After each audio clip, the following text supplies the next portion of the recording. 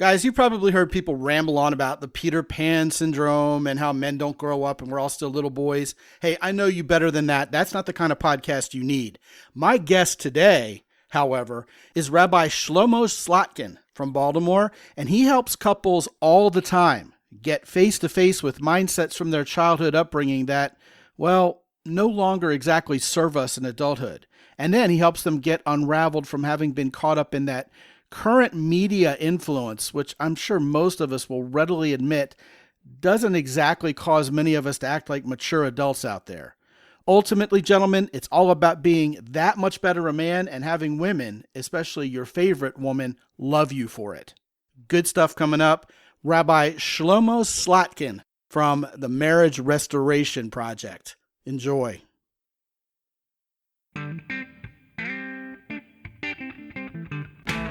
Live from the mist-enshrouded mountaintop fortress that is X&Y Communications headquarters, you're listening to the world-famous Mountaintop Podcast. And now, here's your host, Scott McKay. All right, gentlemen, how's it going? This is your main man, Scott McKay, coming at you again with another episode of the world-famous Mountaintop Podcast from X&Y Communications. Gentlemen, you can find me at Scott McKay on Substack, on X, on YouTube, just about all those social media places, except on Instagram, where I'm at Real Scott McKay. You know, already I talk about this till I'm blue in the face. I'm blue in the shirt today. I've been talking about it so much. If you guys are watching on video, if you're not a part of the Mountaintop Summit Facebook group yet, you really should be, because the guys on there are getting better with women and they're becoming better men in the process. And hey, man, you're missing out, and we're missing having you there until you show up. So that's the Mountaintop Summit on Facebook. And of course, the mountaintoppodcast.com is the website where all the goodies associated with the show are always found. With me today is a new friend of mine. He is from Pikesville, Maryland, which is in the Baltimore area. And just a couple clicks up from where I went to high school, up Reisterstown Road in the Baltimore County vicinity. His name is Rabbi Shlomo Slotkin, and he is the founder of Marriage Restoration Project, doing great work. And I want to welcome you to the show, Shlomo. Thank you, Scott. It's nice to meet a fellow Baltimorean. Yeah, a fellow Baltimorean, right? You're a Ravens fan, Orioles guy? I used to be an Orioles fan when I was a kid. I don't really watch them anymore. But it's rough nowadays, especially this year. Yeah.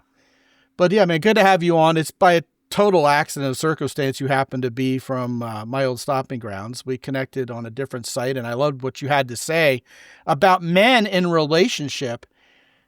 You have some very specific thoughts on how we as men need to move on from a lot of the things we were taught as children, our ways of thinking, our views towards women, our views towards relating to each other as people. How we indeed need to move on from that kind of thinking when we grow up. And you're saying that a lot of us think we have, but we may not have. And some of that may be kind of stalking us, kind of in stealth mode. And you're out to shine a light on how men as adults, especially in relationships with women, should be thinking compared to how we thought when we were little boys. Talk a little bit more about your whole thought process on that. And I'm sure that'll take us in lots of wonderful directions in terms of specifics and actionable ways guys can move on this. But I really want to hear your thoughts on this because, frankly, they're fascinating. Sure. Yeah. So I'm a couples therapist, and I practice something called imago therapy, and it really deals a lot with the childhood and the messages that we get growing up. And we get messages in society about what it means to be a man, and they're not even necessarily things that we maybe recall as growing up, but just like the marketing or health. And it's definitely changed since we were younger. I mean, nowadays, and even in the family culture, the messages our parents give us. So, like, let's say we get a message like, big boys don't cry.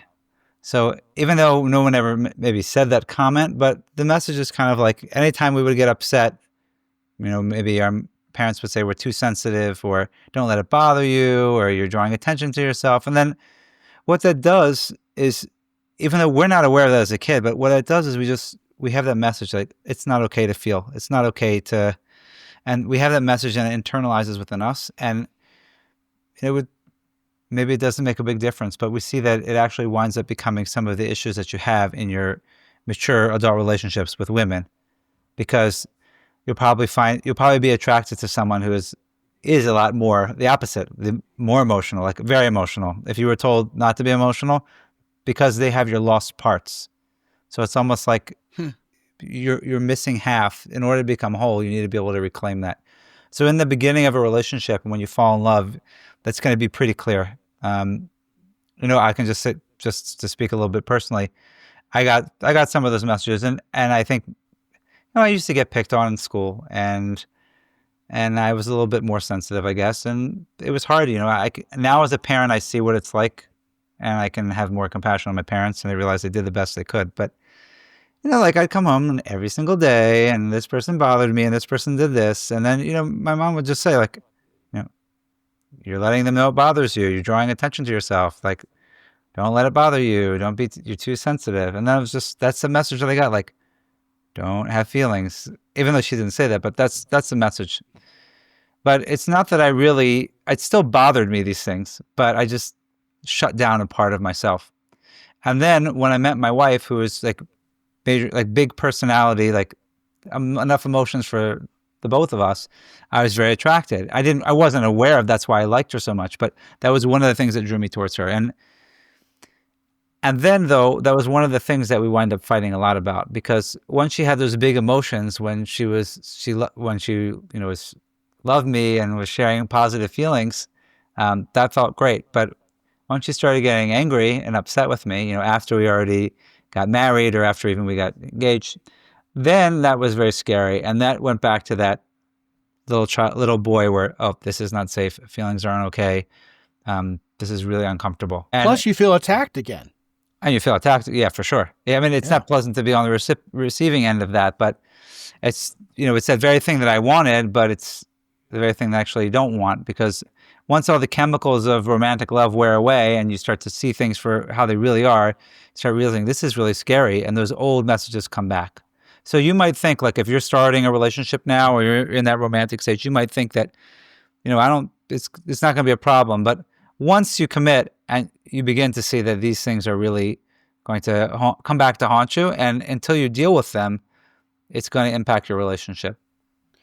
Part of that stands out for me is you had these experiences as a kid, and thank you for being so vulnerable about that, because I think a lot of people would grow up and not want to admit that they were that kid.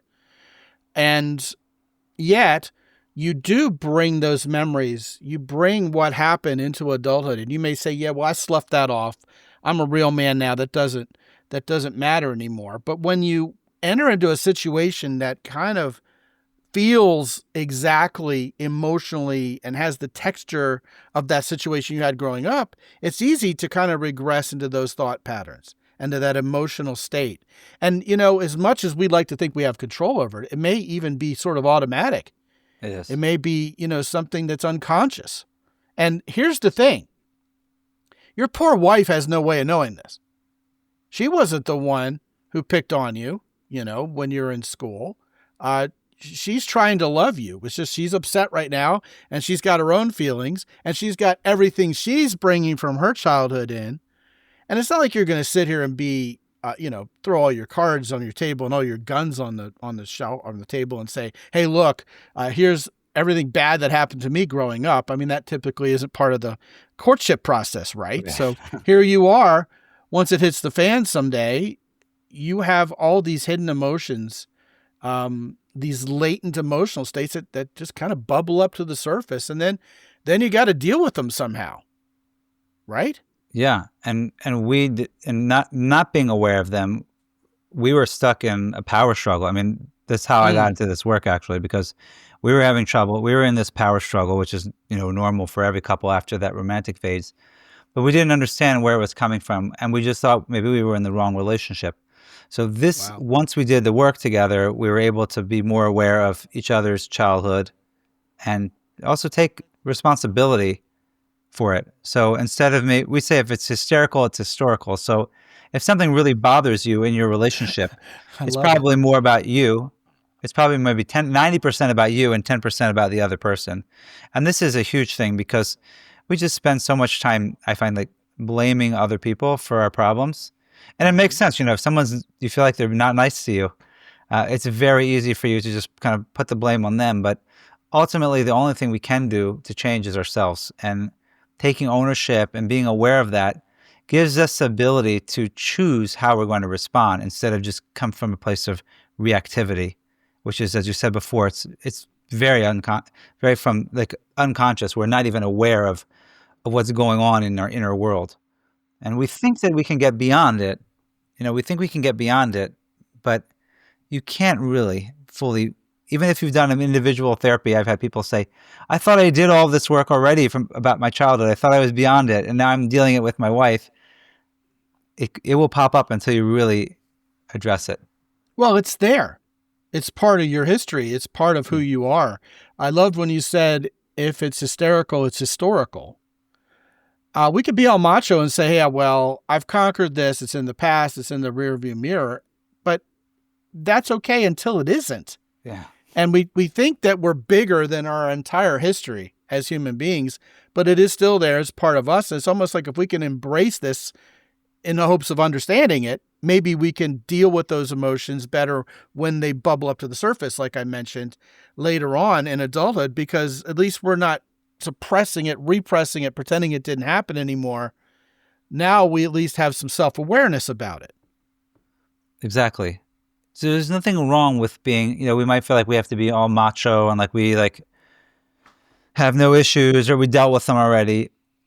I'm not suggesting that you have to stay in the past and say, woe is me and feel like a victim. No, your life is whatever happened to you happened, and you don't have to feel bad about yourself, but just to be aware that it's not even necessarily even what happened. It's your experience of what happened is what's etched into your brain, and it's going to follow you in all of your relationships. So just being aware of that empowers you to make a real conscious choice instead of pretending that you've made the choice, but you're still reacting and going from 0 to 60 and at the drop of a hat.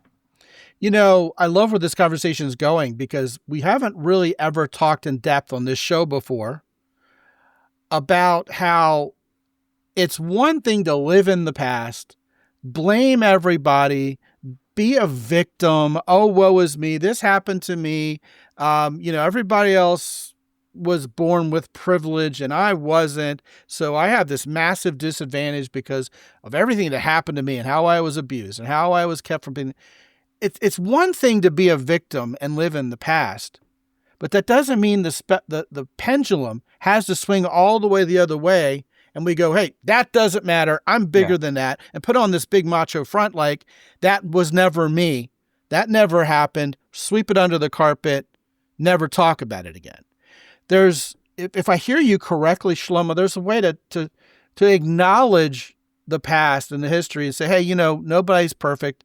No parents are perfect. Siblings can be a real pain in the ass. But, as far as me, this is where I'm coming from. Here's who I want to be today. Here's the journey that I've gone on. I'm proud of the self-work I've done as a man. I know where I stand today as a man. I know what I'm no longer susceptible to. I know the bad habits I've conquered. Yet, I am going to have the self-awareness to not just sweep that past under the carpet, but to understand, hey, you know what? This could come rear its ugly head out of nowhere. And if I don't recognize it when it's showing up because I'm in denial of it, things could be worse than better. And I love that because that brings into play that magical word balance. Yeah. I'm balancing where I came from with where I am today. I understand the journey. I acknowledge the journey instead of saying, look, who I am today is all there is. Let's just pretend I was always that way and everything else can just, disappear into oblivion. I love this mindset. And my question to you right now is, how do we know if we're on the right track there? What are some warning signs we as guys may want to face up to that would tell us, hey, you know what? You're trying to push all this down. You're trying to not admit what happened to you versus, hey, you know what? It's okay to feel these things as long as you have that self-awareness. I mean, how do we as guys find that balance is what I'm asking you. Well, finding the balance is like you have to be aware. Like, do you pretend that your childhood was like perfect? Like, you could think you have great parents. We're not saying that you think that your parents were horrible, but like, did you experience, like, let's say you had parents that had very, very important jobs and they were not home a lot. They were working very late hours. As an adult, you realize that it makes sense why they weren't home. But as a child, you may have felt like you were ignored. They weren't trying to ignore you. It's just this was the circumstances. But if you felt that you were ignored, you're gonna have that feeling of being ignored is gonna follow you.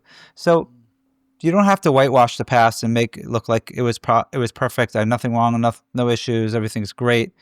Like if you start doing that and it's with rose-colored glasses, I would say like I'm going to be aware of that. On the other hand, if you're just blaming your parents for everything and it's just your whole life is horrible because your parents were, your whole mission is like people have made their whole lives about like their mental illness and struggles that they have, and that's like who they are and that's their identity. And I think there's a lot of victim.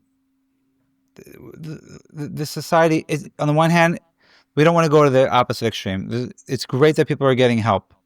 People are, especially men, because men, it's like men don't necessarily like to go to therapy. A lot of times the woman has to drag them along to talk about our feelings. It's not something that we're necessarily good at. So why would we want to go sit in a room with our wife and already kind of fail? It's true. So we want to, but it's a great thing that men are doing more work, but we want to be wary of going to the opposite extreme where it's all about me and all about my problems, and I'm just like I'm kind of, I don't know, suffering until I'm like 80, 90, 100 years old. I'm just miserable because I'm in my whole, I'm this victim. So we have to, as you said, create a balance where we take that information, be aware of it, and also be grateful that this is the journey I needed to go on. What I wish, I would not be the man I am today if I didn't have to go through my experiences, and to be able to look at it from that perspective, so that everything was perfectly coordinated, exactly orchestrated, exactly the way I needed it to be to get to this place in my life. If you can have that perspective, it's a lot healthier than either feeling like a victim or pretending that nothing happened. Well, one of the things you talked about is extremely important for all of us to remember. We've all gone through it. And anybody who says, hey, my childhood was perfect, they're full of it. You show me a person who says that, and I'm going to show you someone who's engaging in this repression exercise that we've been talking about so far. Something's bottled up in there because nobody has a perfect childhood, especially from their own perspective. And yet here we are, a bunch of guys trying to avoid going to therapy, trying to avoid going to any doctor. Hey, look, whatever symptom I have, physical, psychological, it's going to go away. I don't even want to know if I'm sick. Just let me live my life. Leave me in peace. And that has disastrous results if it's left to fester long term. Meanwhile, here we are talking about familial influences, and rightly so. And that's right where you live, as a rabbi.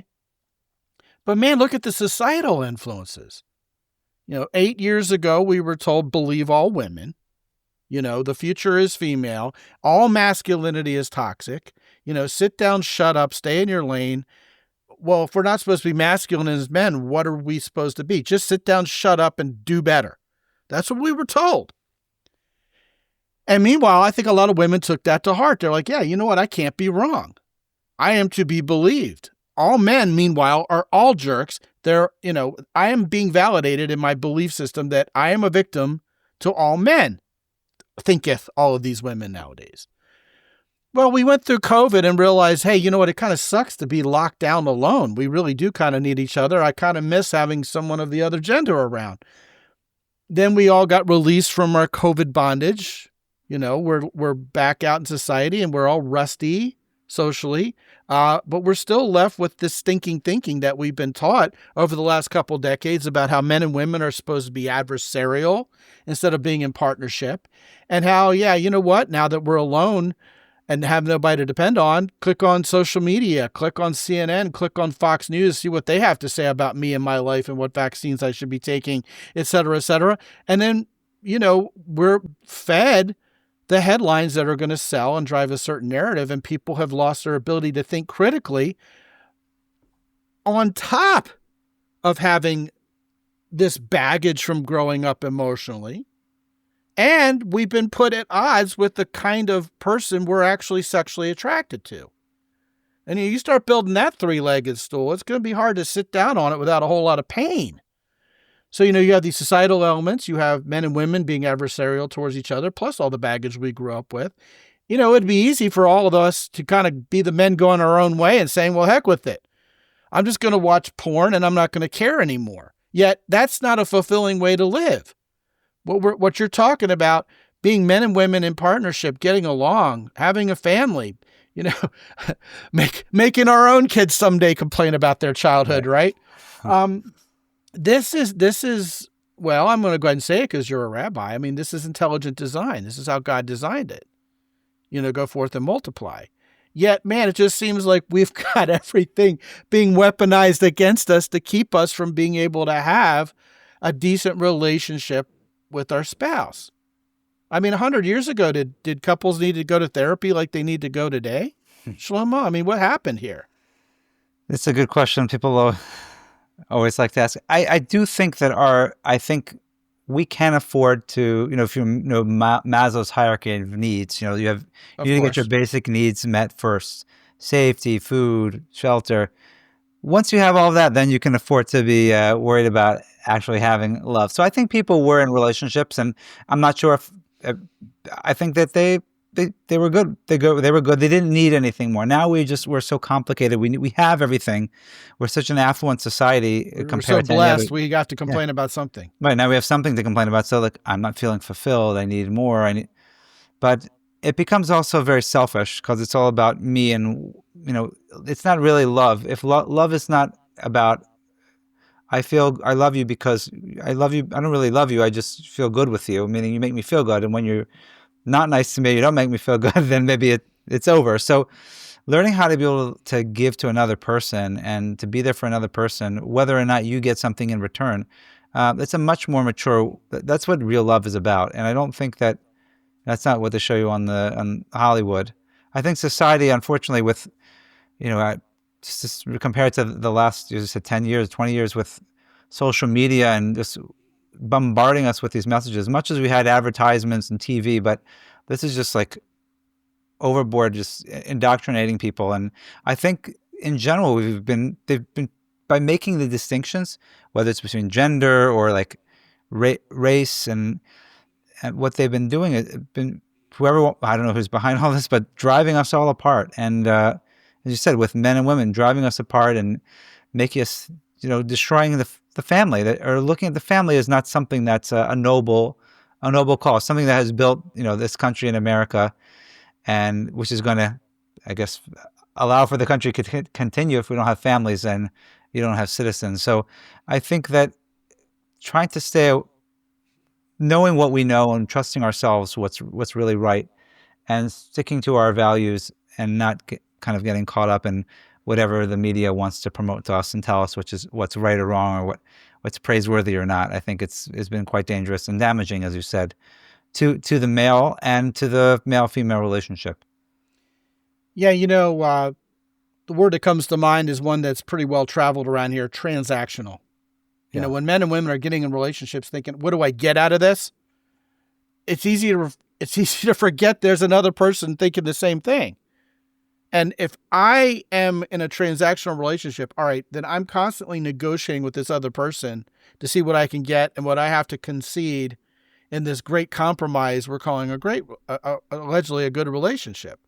I think that's become somehow normalized nowadays, when in reality, being in a relationship because of love and joy and giving to others, and how am I going to make the life of someone I love better, and also my kids, right?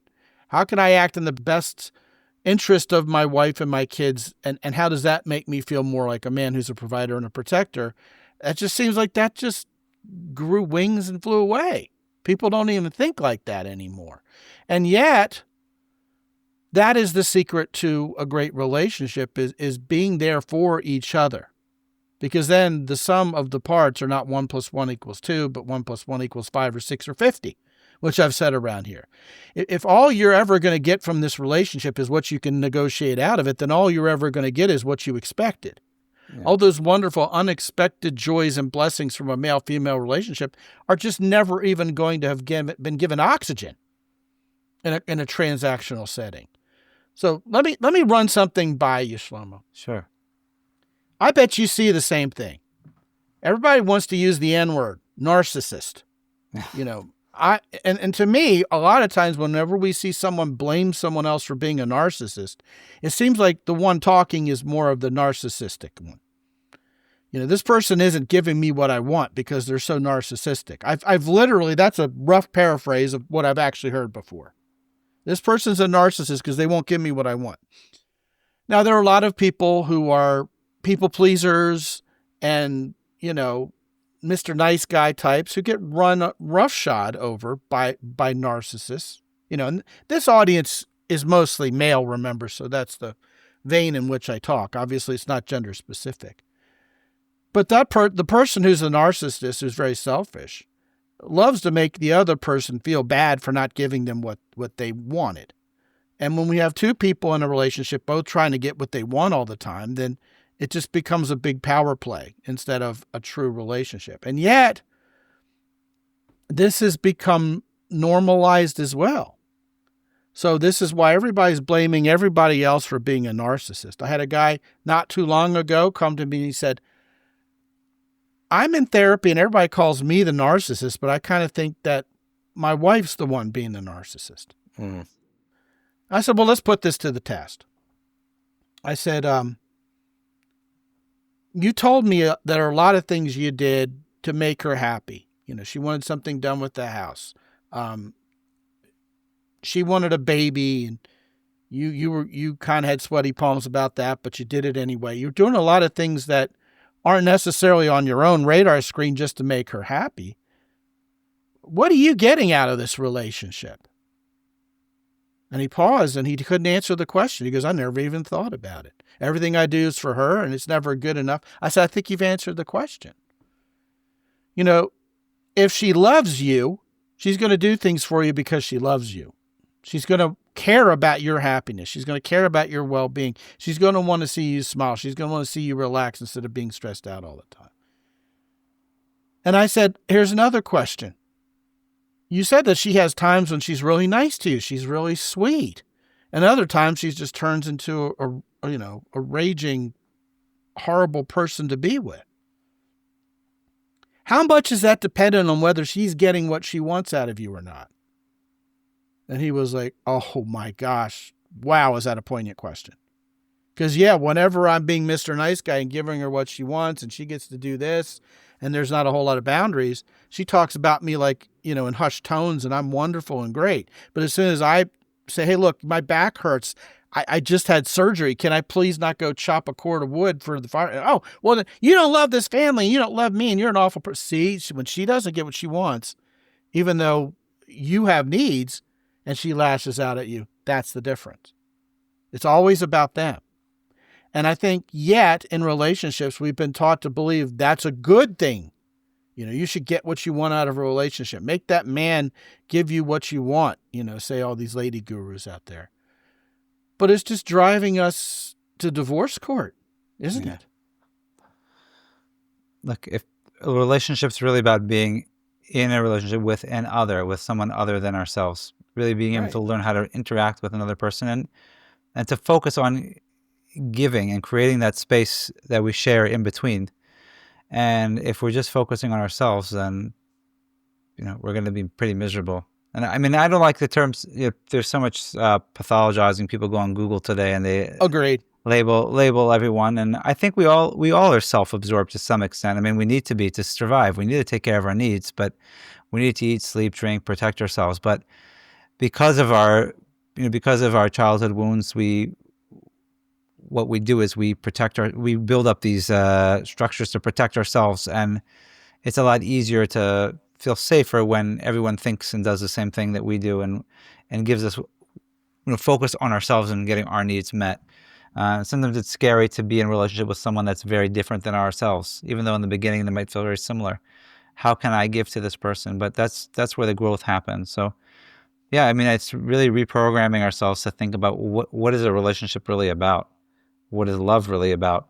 And it's, I think that the advertising, it's like, if you buy this car, you're going to look really, you're going to be a real man. Or if you, smoke this cigarette, or you drink this soda, like that's what the marketing is about. Like about getting, how we can get our needs met and how we can become greater when we get those needs. And it's very self-indulgent type of, society that we've kind of been brought up in. And that's nothing new. Yeah. That's as old as media itself. I mean, I just watched the biopic about Ferruccio Lamborghini, which, by the way, was probably the worst product-centered biopic I've ever seen. Not a very good movie. But it reminded me of how Lamborghini, as a mark, as a sports car brand, was born out of Lamborghini's frustration with Ferrari. He had made enough money selling tractors that he bought himself a Ferrari, and he just couldn't stand the clutch, et cetera, et cetera. And at that time, Enzo Ferrari's marketing pitch was, when you want to be someone, buy a Ferrari. And when Lamborghini launched his car at the, 64 Milan auto show, he rolled out the tagline, when you already are someone, you buy a Lamborghini. Much to Enzo Ferrari's chagrin. He's fuming on the other side of the floor next to his car. But it's the same message.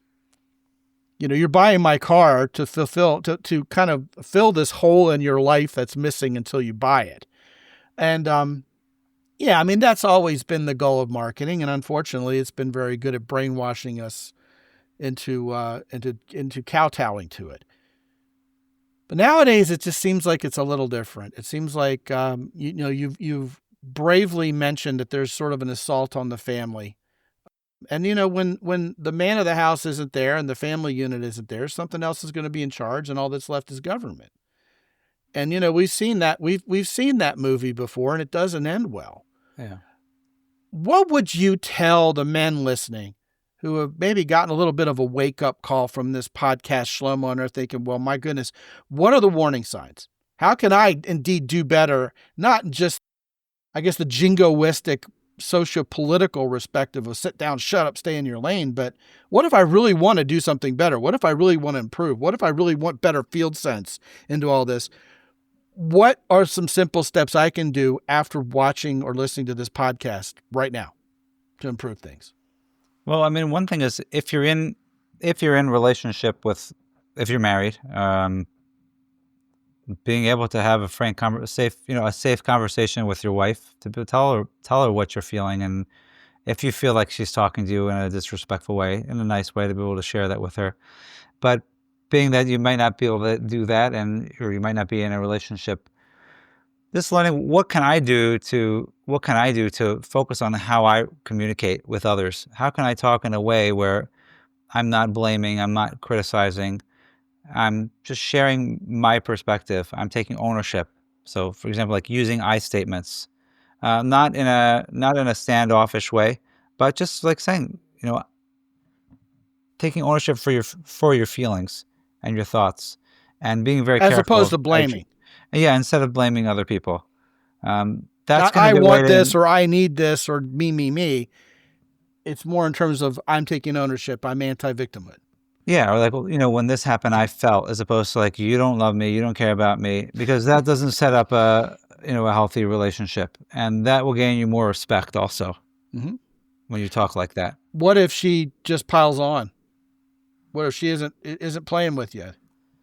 So some of it's just like, don't say, sometimes it's like, don't even say anything, or that makes a lot of sense. And you can just like listen to her. You don't mean you have to agree with her, but you don't have to tell her I agree or disagree. Just, we teach couples how to mirror, like to repeat back what they say and validate what they're saying. But, in a situation where you can't do that, you could just listen to hear it and say, that makes a lot of sense. It sounds like you're really angry. And you can say, and you can try to take ownership for something that you did do. There might be a part of it. There's probably some kernel of truth there, even if it's more about her stuff and it's not fair how she's talking to you. But just take ownership. That makes sense because I did come home late or I didn't call you from work, and it makes sense you'd be angry.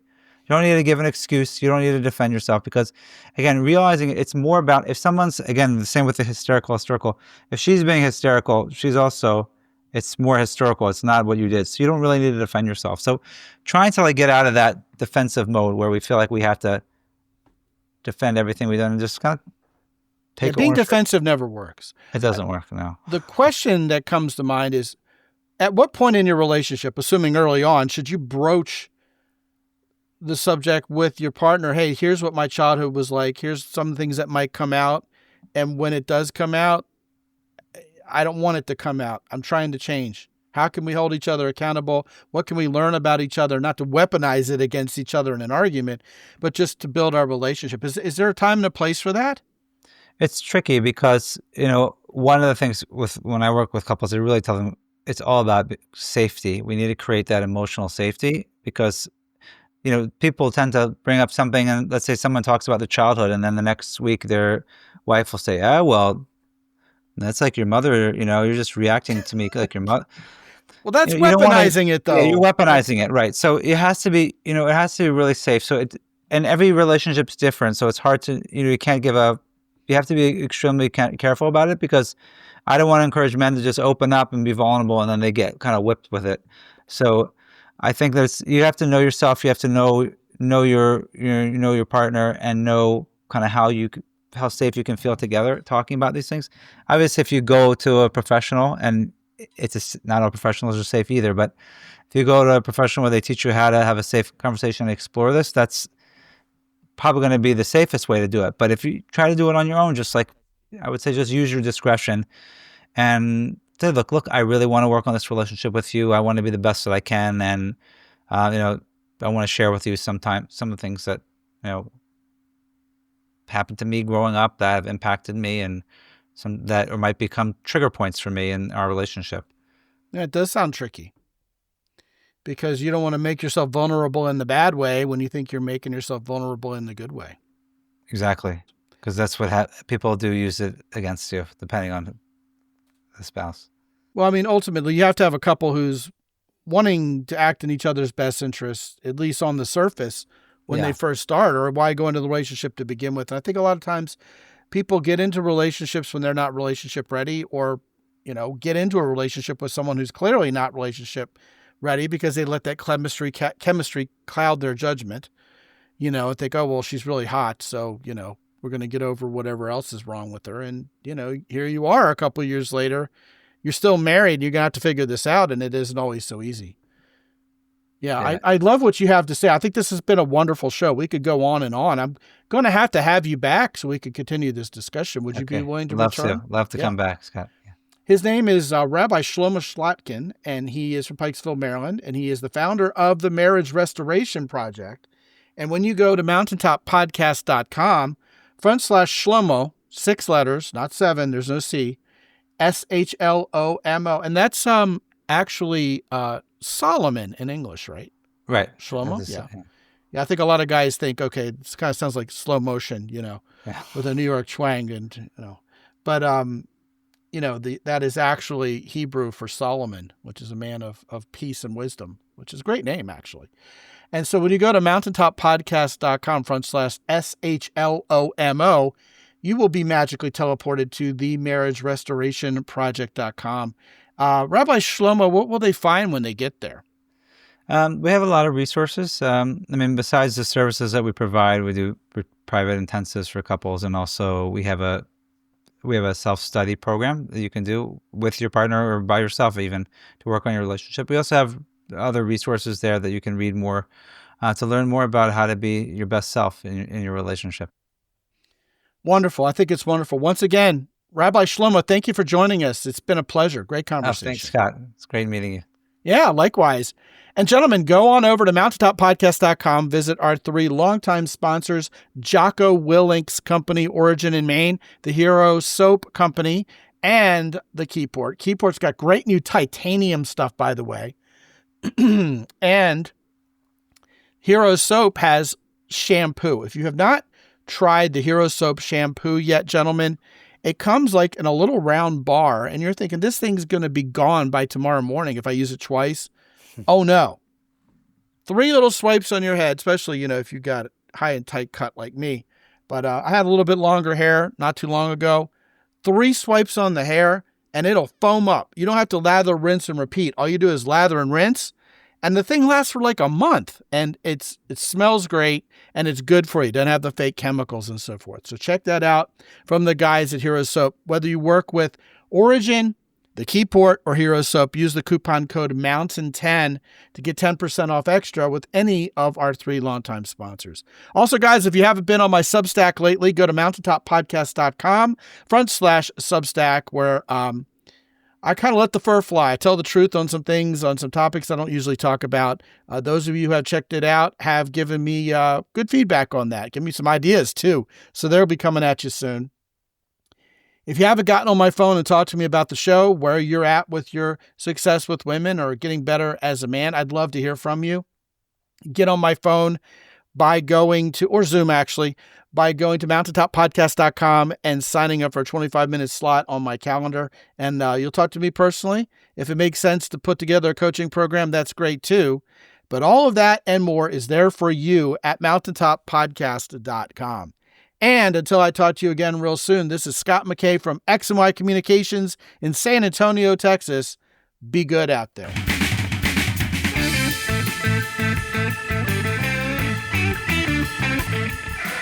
The Mountaintop Podcast is produced by X&Y Communications. All rights reserved worldwide. Be sure to visit www.mountaintoppodcast.com for show notes.